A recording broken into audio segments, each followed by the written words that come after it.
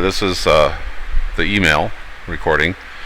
And putting the email broadcaster in here. We have email autoresponders. The email broadcaster should be placed here, so when you click on it, you get a window to be able to do HTML or text, subject line, and then a choice of what lead groups. You have lead groups, so you want to send to one lead group or all the lead groups or any selection of those, so it can be a drop-down window where you can choose more than one, or a checkbox. And then with the email autoresponders, if you've got autoresponders where it's just one letter, so you can have a default letter to send out, very similar to kind of like what the Bully Pulpit and Veritech did. So Steve, do you have any additional comments that you want to make in here? I did spot a glitch with the autoresponders. I think it was in Google Chrome. It didn't seem to allow you to move the actual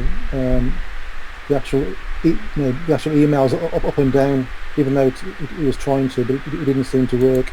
I'll have to double check that myself just to make sure that it's still a problem. So you couldn't move these things around?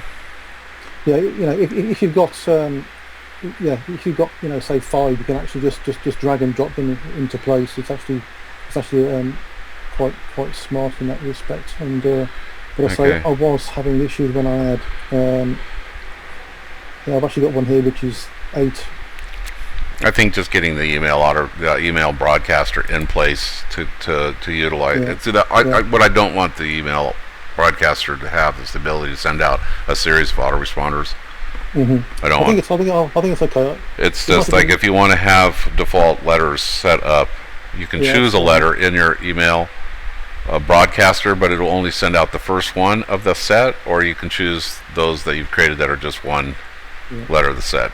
What you don't want to do is send out a series of letters. So it's simplified. I think it was just a temporary glitch anyway, to tell the truth. So I think it works fine the way it is. Yeah. Anyway.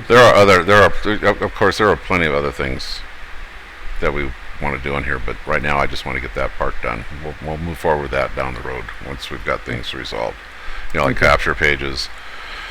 There should also be a place where you can just create capture forms so you can use in your WordPress blog or your own web pages, so you don't have to make the capture page here. You can just make the form code and plug it someplace into a website that does a similar thing. So it would be like capture pages and capture code.